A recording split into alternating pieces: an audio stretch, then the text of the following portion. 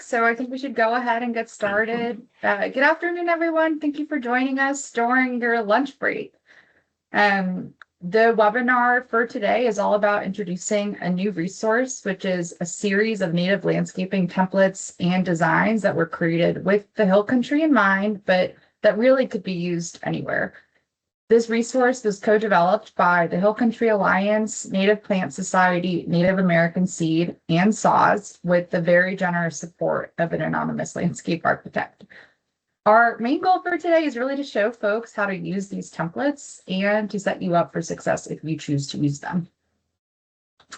Before I go any further, I should introduce myself. My name is Marisa Bruno. I'm the Water Program Manager at the Hill Country Alliance. We are a regional nonprofit that works with many partners across the region to preserve the land, night skies, water, and unique character of the Texas Hill Country.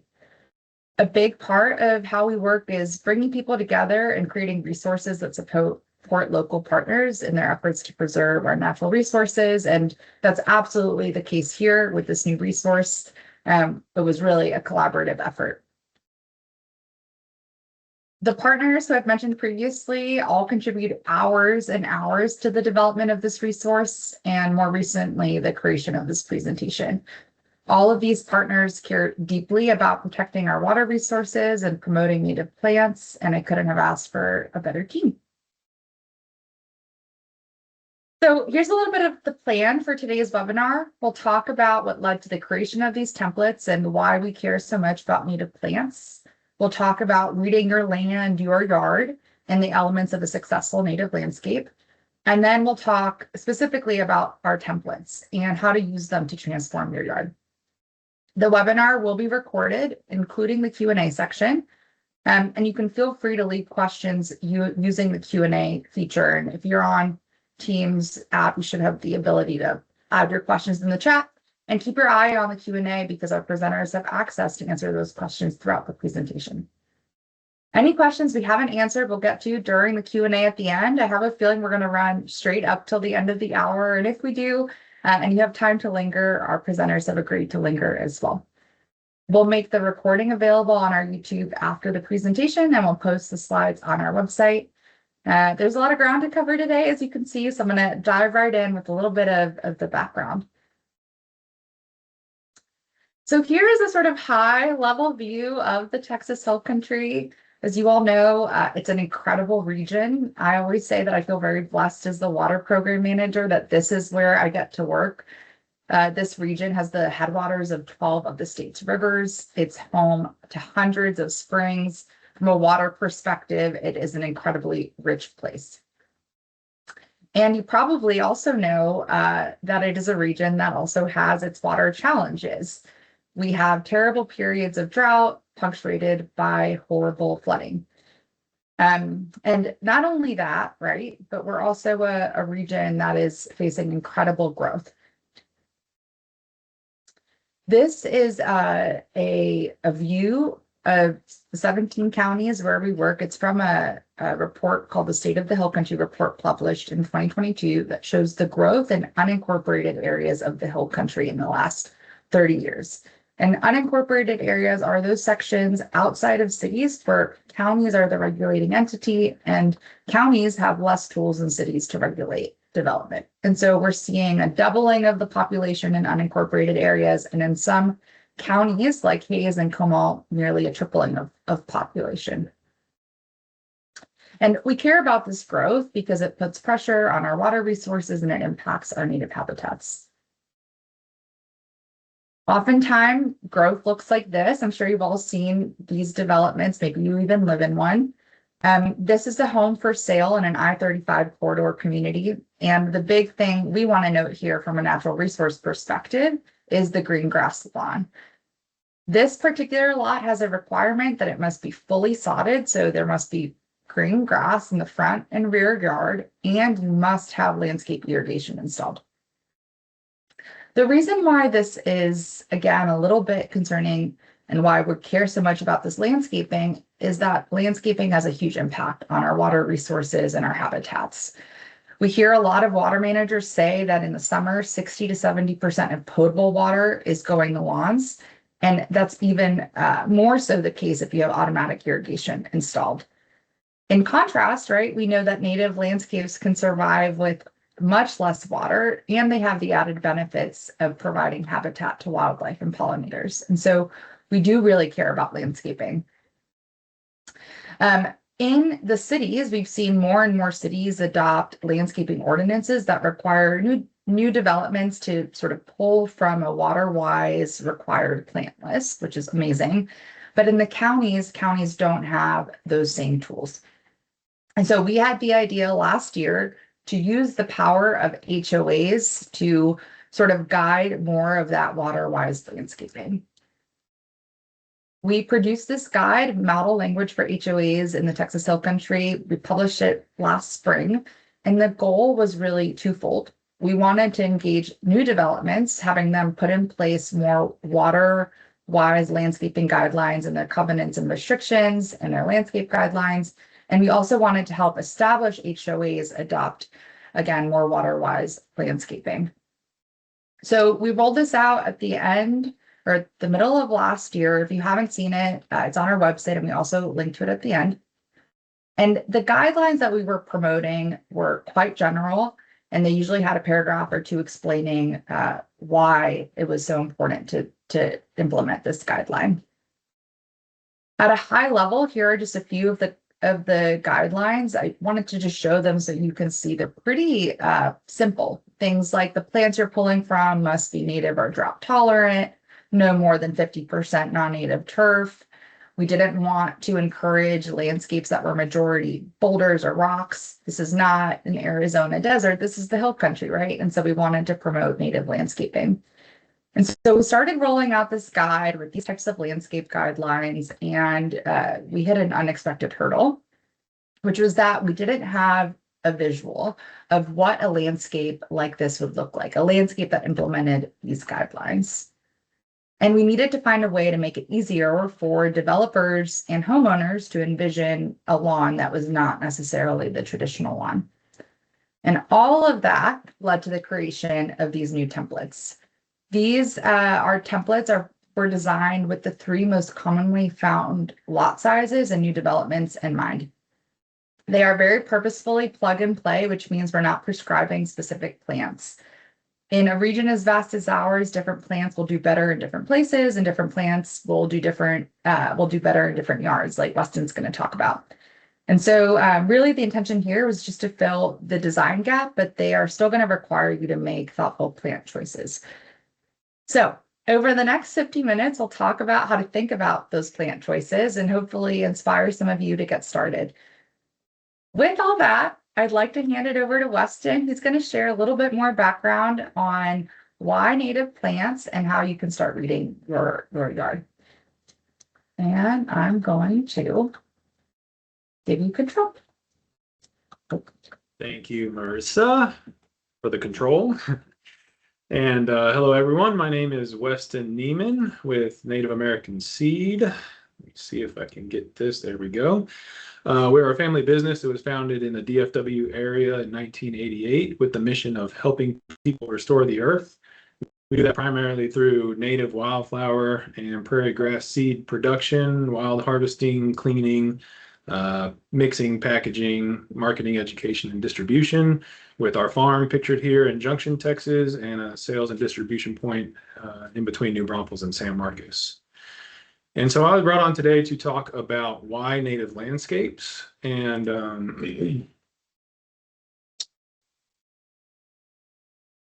issue.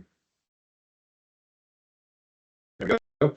Why native landscapes, and this is actually a good kind of founding story for the entire company, where we were founded in '88 as Native American Seed, and that founding really came from understanding the problem with conventional landscaping. So we cannot solve today's problems with the same thinking we used to create them, and that thinking comes from the conventional landscape, which was established in the 1700s as really a status of wealth and prosperity, a social status.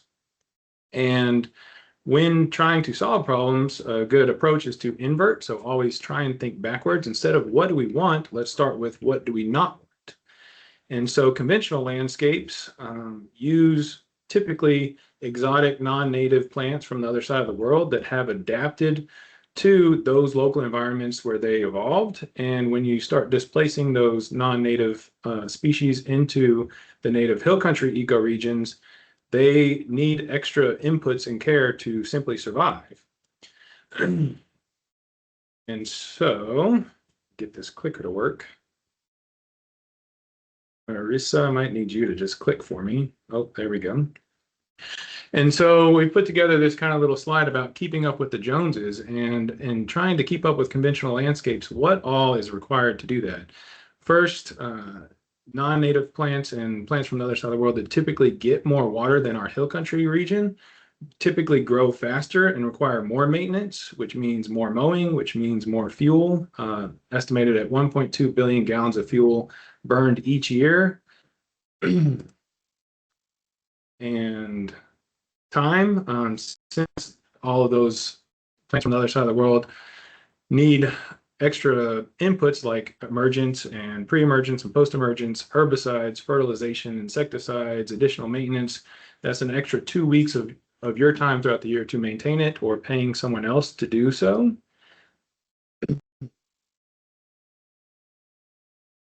And the money for all of those inputs is just creating the cyclical nature of continually having to pour things into the landscape and trying to keep up with the Joneses.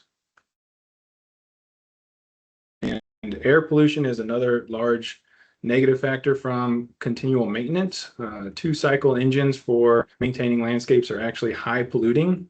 If you run a lawnmower for 1 hour, it's the same as driving a car for 350 miles and accounts for 5% of all US air pollution. And contamination. So all of the herbicide regime that goes on, everything that is put on the landscape eventually ends up in the waterways, which is contaminating our waters and requiring additional purification processes for the cities to maintain clean water. And not only the contamination of water, but the use of water, as Marissa had mentioned earlier, 60 to 70% of our clean drinking water is going onto the landscape. And why is all of this happening? It started from what the paradigm has been, the status, the original conventional landscape, and bringing plants in from the other side of the world. So this here is St. Augustine grass, which is from the Caribbean, where they average somewhere between 100 and 150 inches of rain a year. This is a hill country courthouse during the 2011 drought, one of many. And so we in the hill country region typically get between 15 and 40 inches of rain a year. Those extra 100 inches have to be made up from somewhere. With the population and development expected to double in the next 25 years, we will not have as much water needed to maintain these landscapes. So we have got to figure out a different way. This was something that was realized by Bill, my father, who started our company in 1988 for Native American seed. But the story really originated in 1973. He started a conventional landscape company by borrowing a shovel, rake, and a lawnmower and started advertising total lawn care. They built that company up to a 50-person company with a full landscape architect, design, build, hardscapes, lighting, retention, ponds, and everything, and got to a drought in the 1980s of 100 days of 100-degree weather with no rainfall. And all of these high-end conventional landscapes were failing because they required immense inputs. During that same time period, he had to drive home every day for 12 miles and in the countryside saw native wildflowers blooming on their own. That's because native landscapes are resilient and they give back.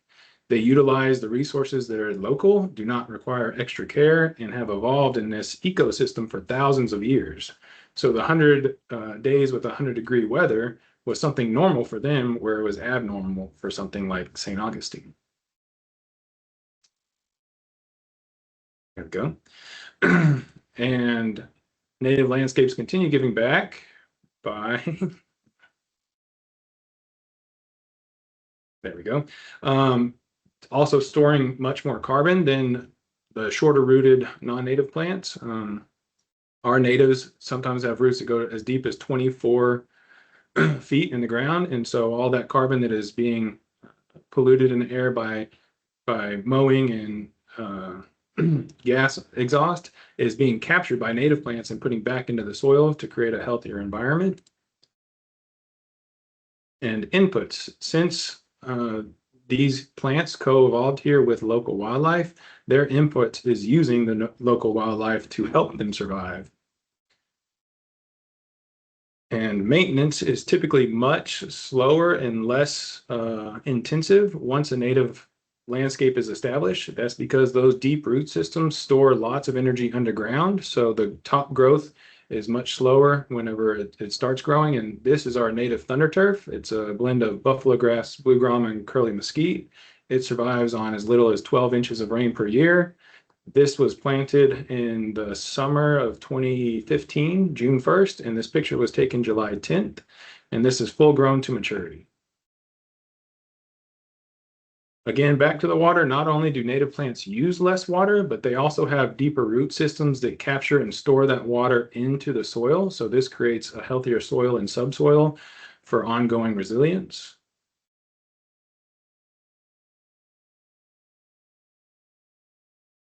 And the biggest part for me, at least the most exciting one that fires me up about what we do, is that plants are the basis of the food chain, and the next level up of the trophic cascade is insects. And so insects utilize plants as a food source and have a symbiotic relationship with plants to where certain insects specialize with certain plants, and those species work together to help each other survive. So whenever you start bringing in non-native plants from the other side of the world, the local insects do not know how to use those, and you start having a die-off of nature by displacing native plants. One very big kind of countrywide focus on this is the monarch butterfly.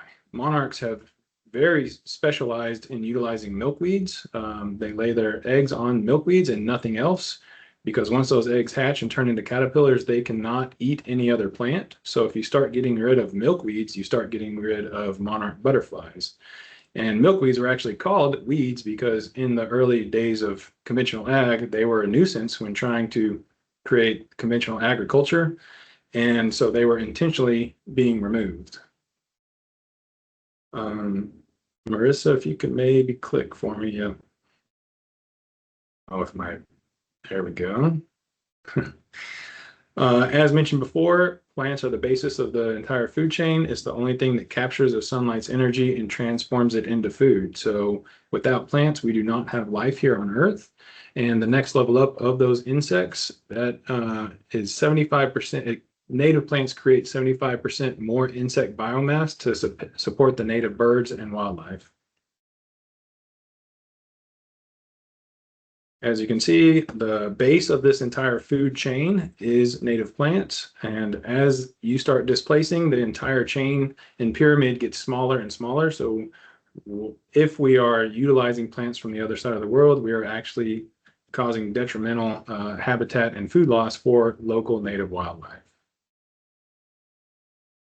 And so to understand the differences between a conventional landscape and a native landscape is that the conventional one is requiring constant inputs and care from us, when a native landscape is giving back and we are in relation with the land.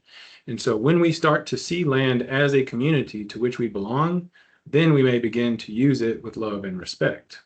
And to do so, you first have to really understand how to read and listen to the land and think like a plant of and the wildlife that's going to utilize the landscape versus solely for yourself. There has to be a balance between the two. And so the first part of becoming oriented to the land is starting with where you're at. Instead of looking at state lines or county lines, start to understand land has unique geographical features that have evolved over thousands of years, and these are called ecoregions. As you can tell, Texas is a rather diverse hotspot for, I think there's 13 total ecoregions, 9 of which intersect with the hill country. So it's an ecological hotspot of diversity throughout the world. And each one of these ecoregions have different features, like the hill country is higher up in elevation, has thinner soils, higher prone for erosion, and where the Austin and San Antonio corridor is, that's the Blackland Prairie, where a lot of those soils have ran off into deep, good, high fertile producing soils. Plants know the difference in that, and understanding where you're at from a macro scale helps you to understand what type of plants will work specific for your area. But that's only the place to start. You then have to zoom in quite a bit more into exactly your specific site, because there's other types of conditions that will adapt, help you to understand how to adapt your landscape to a native landscape. This is my house in San Marcos. You can see there's quite a few trees. I would recommend first start trying to get just an overlay of your landscape to understand what features are currently in place. And for mine, as you can see, I have lots of shade. There's areas where I've kind of created some polygons here, or whatever that right word is, and you can see where shade and sun and turf grass might grow and access. And we're going to go through, when reading the land, you should really look at your landscape by understanding 4 main flows. The first one being hydrology. This is how water moves across your site. This is extremely important for plants and all life, as water is the basis of all life. Water, there's areas where there's high velocity. It's coming down from this gutter right here, and that causes erosion, which is our next flow. But you can also see there's berms and swales on the previous image, and where water might sit would be good for a pollinator garden, and a tall area in the sun might be, a ridge area might be good for turf area. So trying to really understand how water moves across your site helps you understand how to design for your site.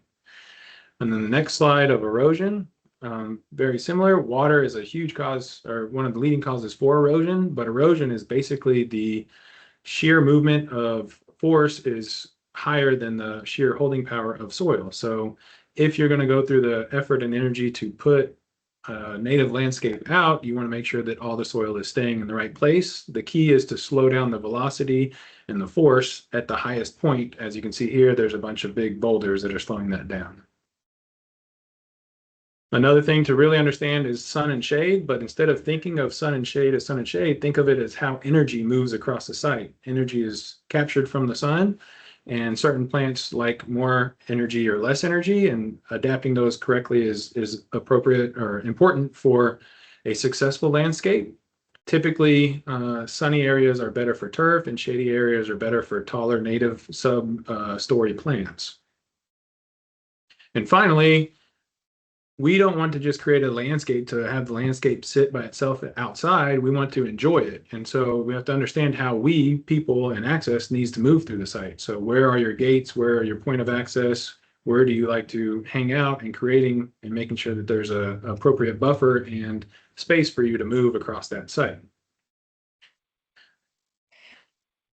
Here are some key takeaways for kind of how to match the right plants to the right location.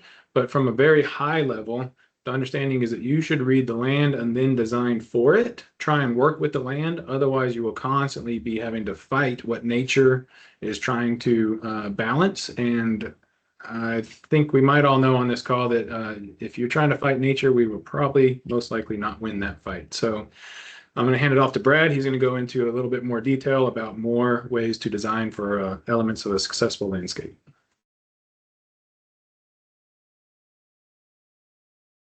Thanks, Weston. And just as an introduction, testing. I'm going to try to give you access, Brad, and Okay, see if thank it you. works.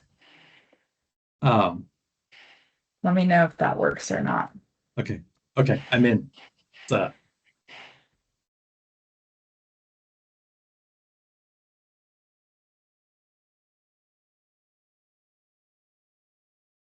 can you hear us? I may need some help from you. So Okay. okay. I'll just let me know when to click forward and I will. Yeah. Go ahead and click forward. So just as an introduction, I'm a planner with the conservation department at the San Antonio Water System, and as Marissa mentioned, San Marcos, New Braunfels, Austin, San Antonio, no surprise, some of the fastest growing cities in the country. A lot of people are moving here from other places. None of them are bringing water with them. And in San Antonio, which is growing into the hill country, a lot of those new homes are being built with nothing but turf grass and irrigation. which promises a future of extremely high water use to take care of all that grass. So SAWS works in conservation. It's considered a water supply in San Antonio, just as valid as the Edwards Aquifer and other sources of water. But the cheapest water is the water we don't use. And so the Conservation Department aims to enforce the City of San Antonio's water conservation ordinance, but also to teach homeowners, to educate homeowners about saving water at home and about re-landscaping, converting their landscaping to low-use landscapes, and to incentivize that. So for those of you who are SAWS customers, SAWS does have programs to achieve the kind of landscapes in these templates, to remove your grass, to remove your irrigation, and grow native plants or drought-tolerant plants that can survive our climates, that can survive the last 7 years of drought and the extreme freeze of 2021, and look good doing it with minimal inputs and labor from you. So with that said, SAWS works with builders to make sure that new irrigation that is installed follows the TCEQ irrigation codes, which actually irrigation in Texas is has some of the most efficient codes in the country. But once it's installed, SAWS is working with homeowners to help them with their new landscape convert that to a water saver landscape. And native plants have proven their worth in the past 7 years because they're still alive, still looking good. And in the rain we've received in the past month, they're really growing. So I'm going to talk about some of the elements in these templates that Haley's going to be going into in more detail, but some of the elements of a successful native landscape. You can go to the next slide. Thank you. And so you're going to hear a lot these days about functional and non-functional turf. And in California, non-functional turf cannot be irrigated. But in these plans that you look at, you're going to see each of them has an area of functional turf. And that doesn't mean that needs to be heavily watered. It doesn't mean it needs to be heavily fertilized or heavily herbicided. Functional turf, it just depends on what your function is, and that's going to be different for every home. But if you think about it on a summer day, if you have a functional lawn, are you going to be lying in it? If it's in the hill country and if it's full of sandburrs and stickers, are you going to be picnicking there? Or for a lot of people, it's a place to walk their dog. For some people, it's a place for their kids to play. But not everyone needs sports field quality turf to play soccer in their backyard. So SAWS has programs to help customers define what is their functional turf. Do they need 100% of the landscape in turf, or really just a lily pad of grass? If that's your idea of what makes it look home-like, you can have a functional turf that could be very small, but then surround that with landscaping that will be drought resilient and look good in summer without requiring water all summer long. So we're going to be talking about native plants, which are growing really well right now. And in these plants, part of maintaining a functional turf, even if you use native grass, native grass makes a picture-perfect lawn, and you only have to mow it a couple of times a year. It's growing well now, it may turn brown in the summer, but it makes a picture-perfect lawn that doesn't require a lot of labor. So next slide.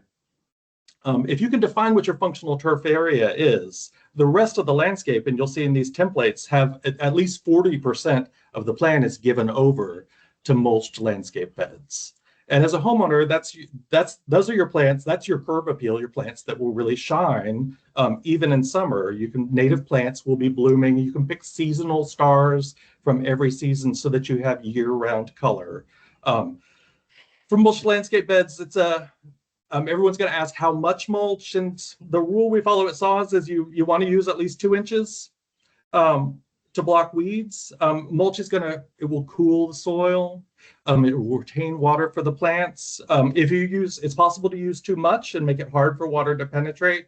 But if you use at least 2 inches of mulch, it will cool the soil, help water the plants. And then as the plants grow, they will begin to shade the soil themselves, and that creates a cooling effect.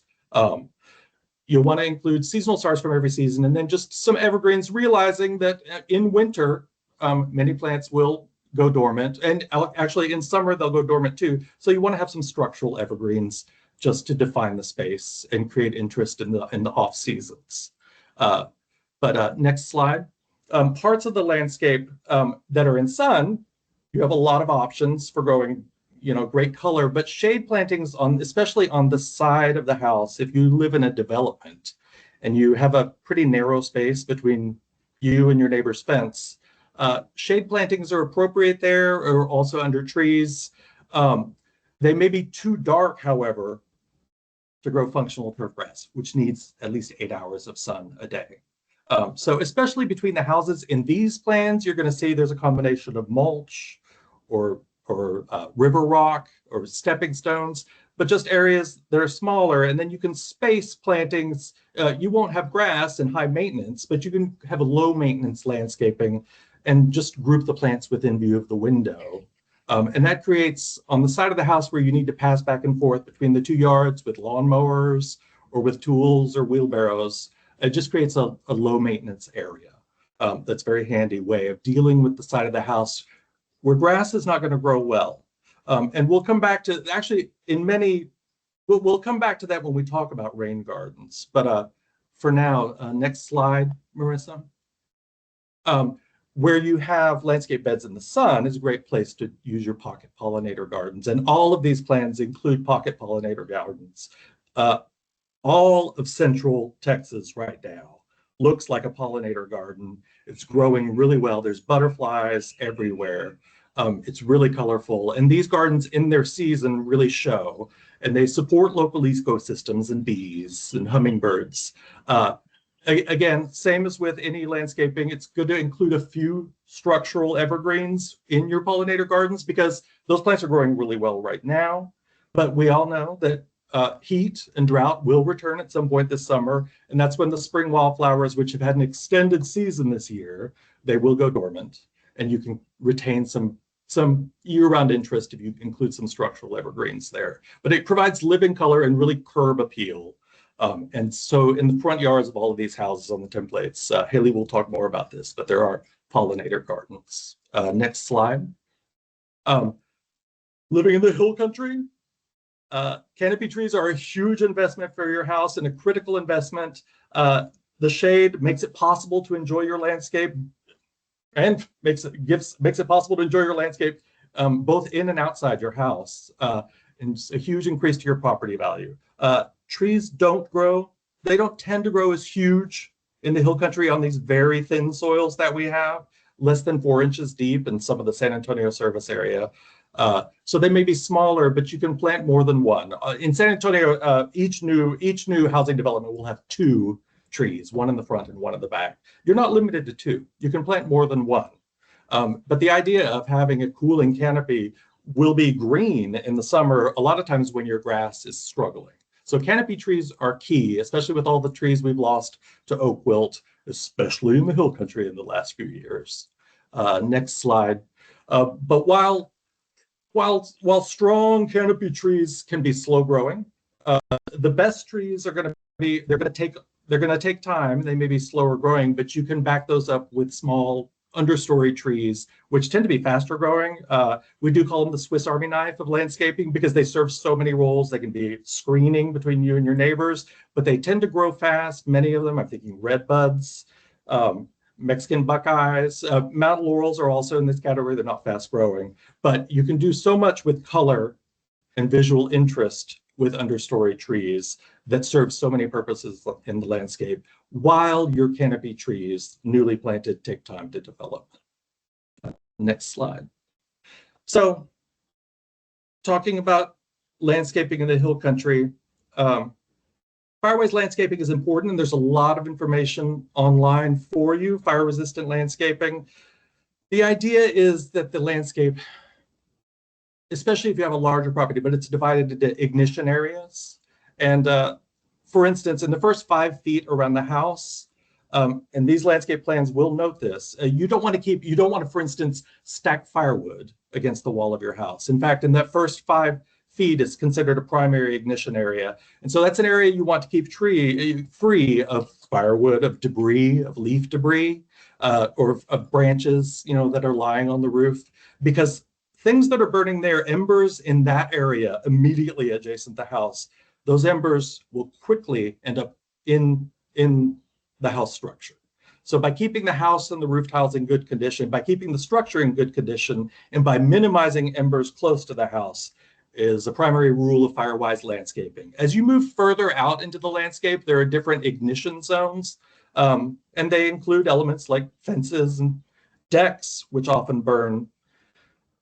But by spacing those elements out and pruning appropriately, the idea is to slow down the pace of an approaching wildfire, and to prevent fire from laddering up into the trees from tall grass. And so by mowing grass short up around the house in the primary ignition zones, and by then creating space, and that could be sidewalks, driveways, patios, this all slows down the approach of fire. And so all of these elements, these ignition zones, are well described in literature that's available to you online, but it's an important consideration when landscaping in the hill country.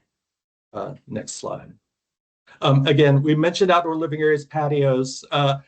For the customers of the San Antonio water system, we always recommend they think about the landscape in terms of 30% turf, 30% landscaping, and then 30% outdoor living areas or patios. And these are areas that can be fire-wise and can prevent the spread of wildfire, but they also just they make possible outdoor enjoyment, and it's an important part of landscaping. Next slide. A lot of customers will ask me at San Antonio Water System why we don't have programs to help people convert from turf grass to rock. And a lot of people, their idea of xeriscape or water safer landscaping is just rock. The thing is, hill country is, in the hill country, we do live on rock. But if you look around, the hill country is lush with plants. You don't have to use rocks in the hill country for a good looking landscape. There are so many native plant options that will do well. So the problem with hardscape and gravel is that it tends to be a heat sink. And so you can, where you use those, you can plant in them. You can use them as a kind of mulch, but it is not a go-to for all landscaping. Next slide. And finally, especially in those areas we talked about between the houses, you will see on these plans, there are either rainwater harvesting systems, or it is possible to use a rain garden. The areas between the houses, if you live in a development, those side yards are meant to move water quickly, and they are graded and they've been compacted to move water quickly out to the street. It's possible, if you have a low spot, to grow facultative wetland plants there that can handle massive inflows of rain when they get it, and that can handle drying out, which is a norm in Central Texas, but they can survive both situations. It's possible to grade your landscape to capture some of that rainwater in a depressed area in the front yard, but just you want to know what you're doing. So there's a lot of guidance available online on developing a rain garden, but it is a useful strategy, especially between the houses, because you're going to have a lot of water moving through there. Okay.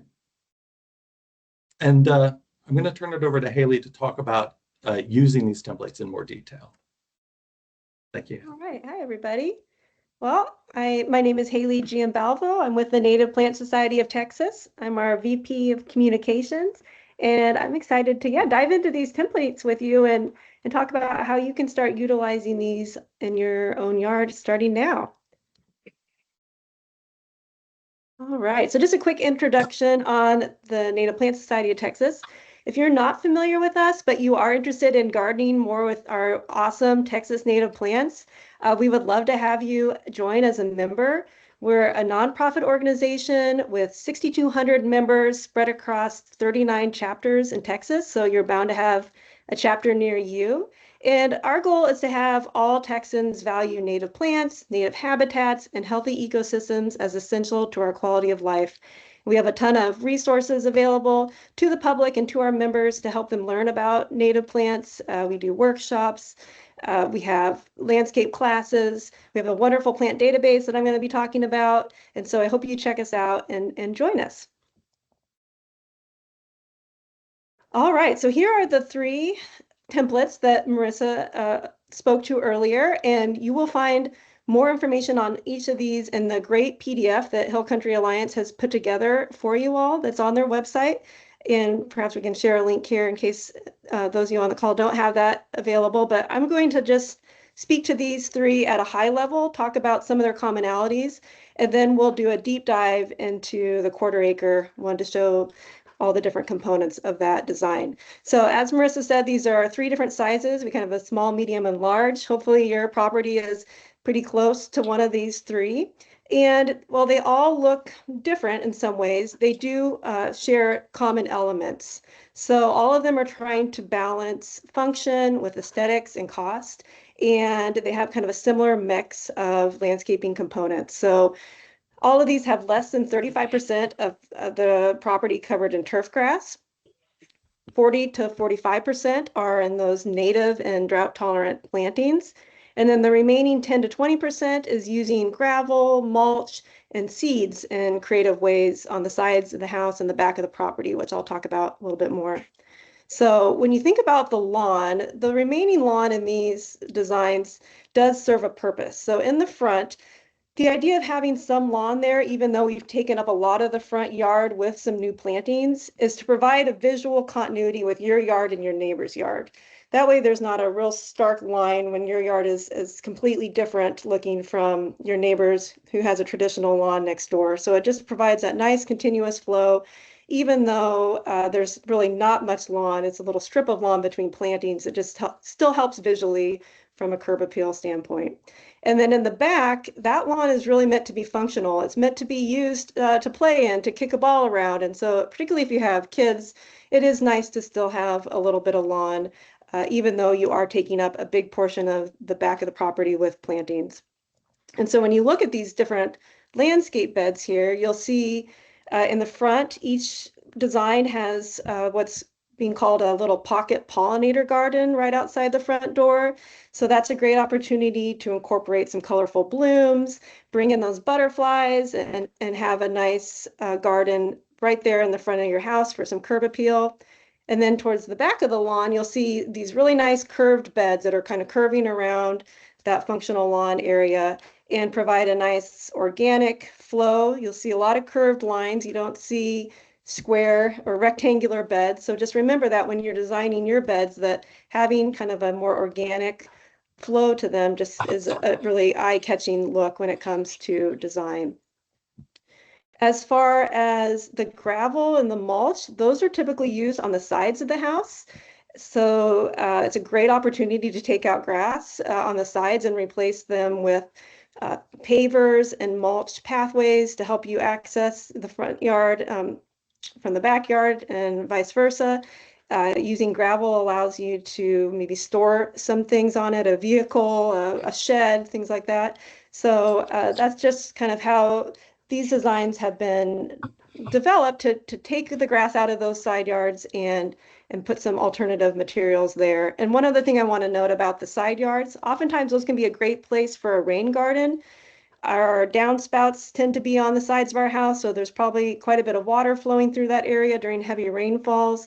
And by strategically putting in some plants, as Brad alluded to, when he talked about rain gardens, you can really kind of slow that flow of water, help soak that water into the ground instead of running off your property. And there is a link there to a resource to help you if you're interested in learning how to start a rain garden. That kind of walks you through the steps. All right, let's do a little bit of a deep dive on this quarter acre template. And so each of these designs comes with a legend, so you can see here what exactly you're looking at in each of these. We've got larger canopy trees, understory trees, shrubs are the dark green circles, varying in width from 3 to 6 feet. We've got perennials that are light green, the ground covers, and then along some of the fence lines, you'll see vines. That's a great thing to add on a side fence or a back fence. There is a Firewise line that Brad talked about, that red dotted line. shows you where you want to be careful when it comes to adding any type of plantings around your house. And that if it's inside that area, you want to make sure that they're not a kind of a high oil content type of a plant like a rosemary or a sage. You want to keep those outside of the fire-wise line and primarily avoid planting much within that area. And then we've got the other components that I've talked about, the grass, gravel, mulch, and seed. And so looking over here on the right at this particular design, we'll start at the front yard. So as I mentioned, it's got that pocket pollinator garden. This one looks like it's kind of partially under a large canopy tree. So that might end up being more of a shade pollinator garden. We'll talk more about assessing sunlight here in a minute. But the idea is to have a bed out in the front of the house by the entrance. And then you can see on the right by the driveway, they've got just a little small bed carved out right there too between the yard and the street. When you go along the left side of the house, that's where you have a mulched area with some stone pavers that allow for a nice walking path from the front to the backyard. And then there are some plantings that are strategically placed outside of windows. So that's a great idea for if you decide to put plants along your side, put them where you can see them and enjoy them right outside your windows on that side of the house. And then as you go toward the back, again, you've got that functional lawn and a really nice curved garden bed that goes all around the back side of that lawn area. And you'll see in the back left corner, there's a seated area. So this is an idea too, if you want to take out some of that lawn space, but not have a totally manicured bed throughout, you can save some areas toward the back of the property for more of a natural kind of wildflower garden or prairie style seated area. You could do a wildflower mix or a grass mix there. And that just provides kind of a soft backdrop to some more of the structure that you see in those garden beds with shrubs and perennials.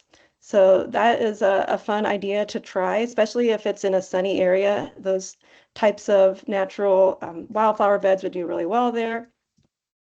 And then going around to the whoopsie. Sorry. Not quite done yet.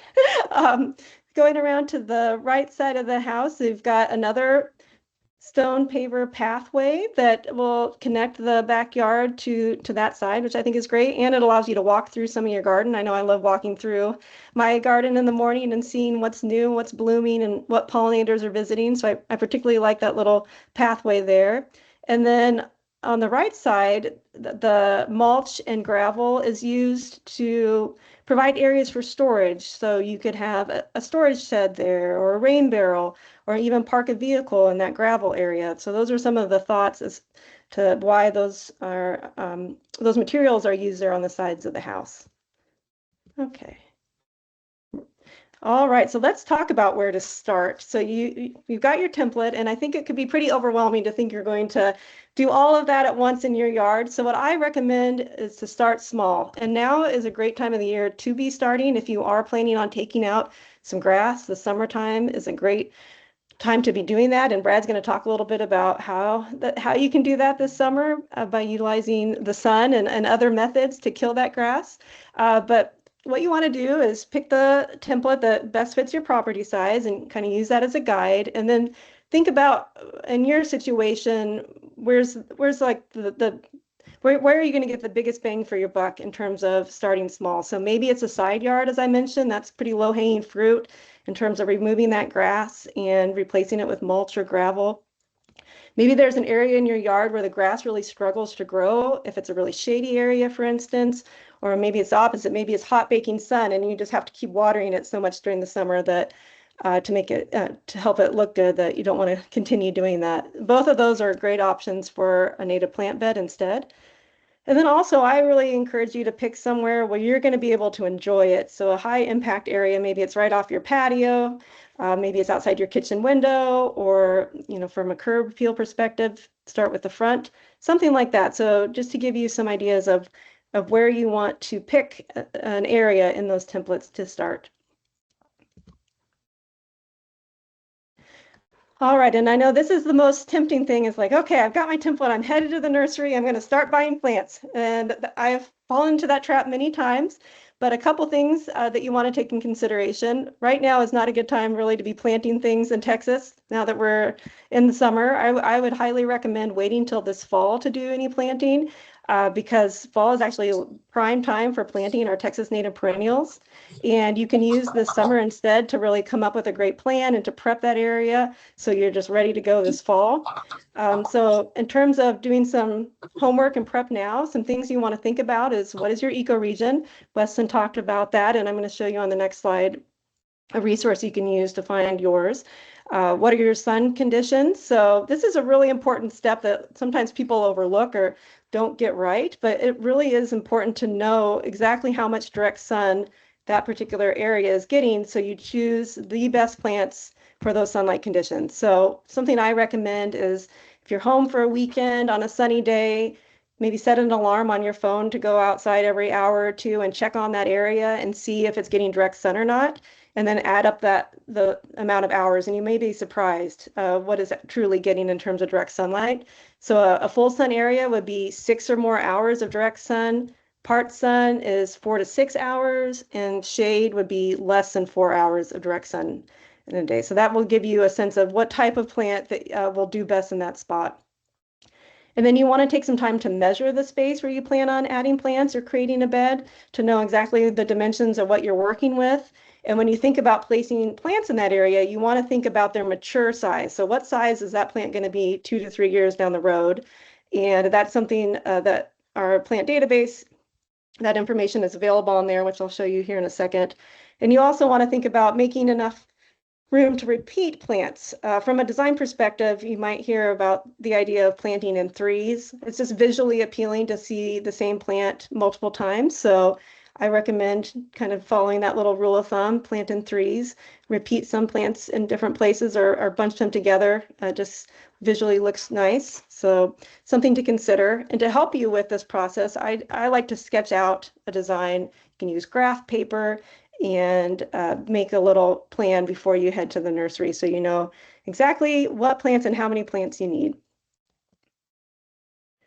Okay, so as far as ecoregions, as Weston said, each ecoregion is unique in terms of its soil types, the amount of rainfall it gets, its temperature range, the different geographic features, and it really does have an impact on the types of plants that are going to thrive in that area. And you can't go wrong by choosing plants that are native to your ecoregion, because those plants have been growing in nature for thousands and thousands of years in your area. They haven't had us humans come by and water them every week or to fertilize them. They're survivors. So that means they're probably going to be really good plants in your yard too. Even if you don't have a green thumb, they're probably going to do pretty well. So what you can do is go on to the Native Plant Society's website. We have this map. It's an interactive ecoregion map, and you can enter in your address, or you can just zoom in and see exactly where you are in terms of ecoregions. And then you can take that information and filter the results of our plant database. So you're looking for plants that are native to your ecoregion. So here's a screenshot of our database. There's about 800 plants on the database. There's a QR code here that will take you right there. The nice thing about this list of 800 plants is they are available at native plant nurseries, so you shouldn't have too much trouble finding them, particularly if you go to nurseries that carry a large selection of native plants. But you, as I said, you'll want to ideally narrow into your ecoregion. You can plant plants that are Texas natives that aren't native to your ecoregion, and some will still do well. There are plants that are very versatile, but as I said, you, as a starting point, narrowing in on your ecoregion is a good way to go.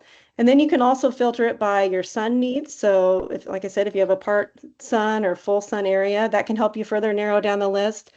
And then there's other filters, like whether you want evergreen, an evergreen species, or you have particular bloom colors you like. All those can help you narrow down that list of 800 to the subset that's going to do great in your yard. So as an example, I was looking for some plants that would do really well in a full sun, drought-tolerant landscape in Central Texas. And I came up with this mix of shrubs and perennials and grasses and ground covers, and I thought I would use these to kind of highlight what a potential bed would look like using these from the plant database. So here's an example design. What I did is I took one of the beds from the quarter acre landscape template and I just zoomed in, said, okay, this is the bed I would want to start with. I measured an area. So say this was 25 feet across and the bed was 5 feet deep. And then I kind of took from my plant list and placed the shrubs and the perennials roughly where I think they would go based on their mature size. So the largest shrub being Cenizo, say that would get up to 4 feet across. Autumn sage is another shrub that's more like at 2 feet, like half the size of Cenizo. Similarly with the perennials and the ground covers there, spacing them by their mature size and repeating them in multiple places in the design to give me an idea. So you can do something like this for your own yard, or you can just use it as a rough guide, and you don't have to have this exact mix of plants in these spacings, but it's just meant to be a starting point for you. So once you kind of know what plants are going to fit into your space, you can create a plant list of how many you need of each species, and you can take that with you to the nursery. I do recommend having a backup in case that the nursery doesn't have that particular species available. Have another plant that's similarly sized or similarly looking to use in its place. And if this is all overwhelming, we do have resources to help at the Native Plant Society. We have a service provider directory of landscape designers and service providers that have gone through our native landscaping classes, and they're familiar with native plants and incorporate them into their design. So that is a QR code there if you want to check out our service provider directory. If you're interested in learning how to landscape on your own, I highly recommend our native landscape certification classes. We offer those in the spring and the fall. So our next round will be up for registration August 1st. So keep an eye out for those. And don't hesitate to reach out to your local chapter with questions. We are here to help. We've got a lot of members that are excited to help others garden with native plants. And then lastly, before you start tearing out grass and putting in new beds, if you are in an HOA neighborhood, I would recommend letting your HOA know that what your plans are and knowing what the guidelines are in your neighborhood. So take the time to submit a simple landscape plan, kind of what I just walked through, to show that you're being intentional about your changes. You can provide them with a specific plant list and even some photos of the plants so they can see that they are indeed beautiful Texas native plants, and really emphasize those benefits that we've talked about today, their water conservation, the important role they play to support our pollinators and birds and other wildlife. And you can even address maintenance concerns up front. You can talk about how you plan to keep the area looking nice, perhaps cutting back plants when they become dormant in the winter and things like that. So the steps you take ahead of time can help ensure success with your incorporating your new design into your yard. So I think I'm turning it over now to Brad. Oh, I got one more slide.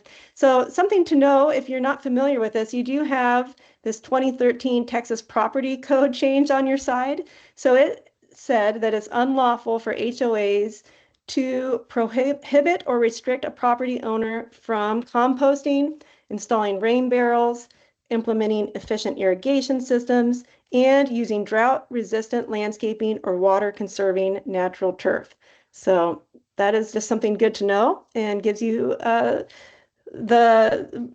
ammunition you need to get started on changing your landscape. All right. There you go, Brad. Thank you, Haley. And one more new rule in the state of Texas, and a guideline for HOAs is that during watering restrictions, they cannot fine you for having brown grass. And that law was just passed last year and came into effect in September for those who are still in drought. So I'm going to talk a little bit. Haley mentioned working with your HOA, which is an important part of any of these projects, is to follow their rules. They do have some influence on parts of the design. They do, but they cannot prevent you, as she said, from drought resilient grass or landscaping. They do have some control over your use of rock and cactus, however, and that's just interesting. So definitely submit your plans to them for approval. So when you're prepping your site, summer is a great time to prep your site. and I'll show you some examples of why in a minute. But the idea is to outline your future landscape beds, to always call to have your utility lines marked first. So that's especially important for gas and water lines.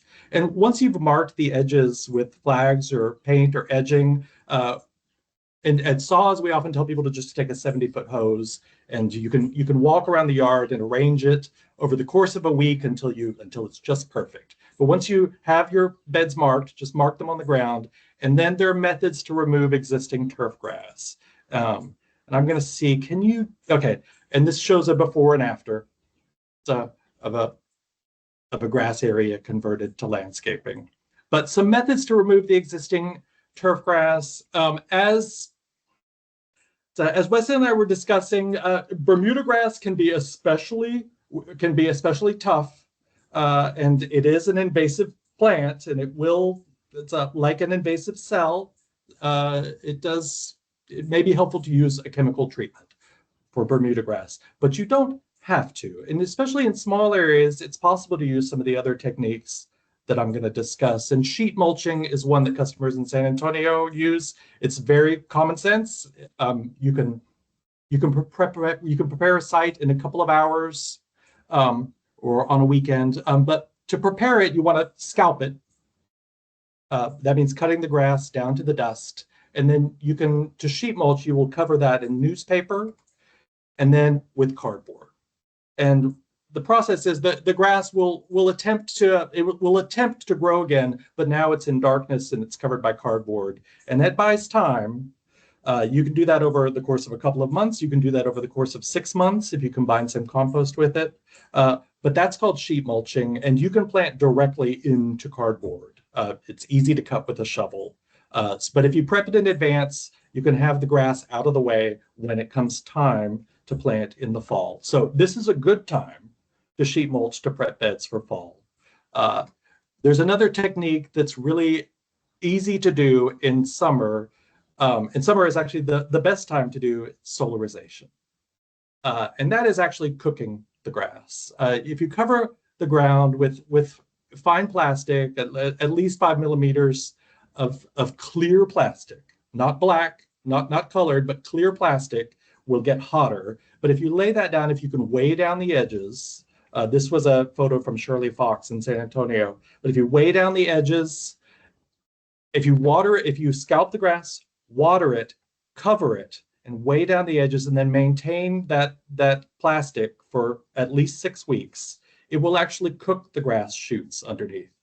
And you can do that for 6 to 8 weeks or longer, but that is a good way of eliminating grass with a few considerations. You need to make it look very intentional, especially if you're in an HOA, but to maintain that plastic over that course of time. It can get battered, but you don't want holes in it. And then there will be some resprouting of grass here and there, and you'll have to spot treat different places. But solarization is a great bed prep mechanism for August, for July and August. There are other ways, and by the way, I just skipped over that slide. There are other ways to get rid of grass. If you have St. Augustine, you can peel it up. You can basically peel it up because it's so short-rooted, but you can mechanically remove it. Or machine, or you can hire a sod cutter. But sheet mulching, if you're doing new landscape beds, sheet mulching is one of the easiest ways. And I just want to mention a couple of rules. Haley mentioned just making your landscaping look intentional, especially if you're in an HOA. So it requires some upfront effort, but once you have native plants, they will, but within 3 years, they'll be taking care of themselves. And they'll be growing, and you'll just be keeping up with them at that point. They do take about 5 weeks to establish, especially if you're trying it in summer, which is why fall is the best time to do plantings these days, because it's fall, winter, and spring are 3 gentle seasons in which plants can get their roots established before they have to face their first summer. So fall is a great planting season for all these native plants, and especially for trees and shrubs. But once established, they always say that plants will sleep the first year, they'll creep the second year, and leap the third year. Within 3 years, your water saver beds will be established. It's that first summer that requires the most support from you in terms of just keeping up with watering, especially for trees. It may take a couple of summers, but that's why we tend not to encourage planting in summer. Summer is a great time for planting. Once the bed's established, especially if you have native plants, especially in a rainy season like this, your role is just keeping up with the maintenance and really just if you have plants that are growing really well, which is really nice in Texas, is just keeping up with the maintenance and keeping it looking intentional, which can mean just tidying up around the edges, just making sure that debris and pathways aren't overgrown. Very simple. The plants do all the work for you, taking care of themselves, and all you have to worry about is haircuts. There's a lot more details to plant maintenance, by the way. Garden Style San Antonio is the SAWS landscaping website, but there are plenty of additional resources that Marissa's going to tell us about. Thank you, Brad, and thanks, Haley, and thanks, Weston. I know we're a little over time, so I'll just talk about these real quick. A Native Plant Society, Native American Seed, and Garden Style San Antonio all have great plant databases that have filter tools. So as you're thinking about where on your yard you want to start and where you live, take advantage of those. And if this feels very daunting, I'll just point out again the service provider directory that NIPSOT has. Garden Style San Antonio has a lot of other things on their website too, so I encourage you to check it out. Brad mentioned incentives. SAWS is not the only utility that has incentives. Now, not all utilities offer incentives for turf removal, but many do.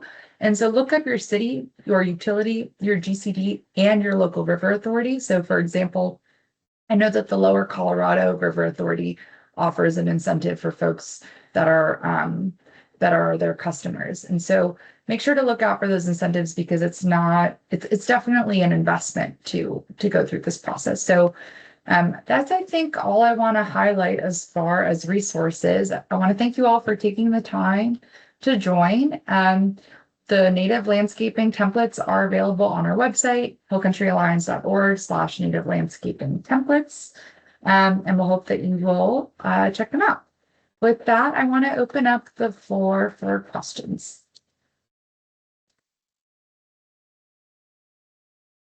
Let's see. Are there any in the Q&A that came through that you all think? Okay, there's a question, Brad, around demo sites in San Antonio. You're on mute. I think we covered some of that in the chat, but yeah, Brad, you probably have the best insight into that.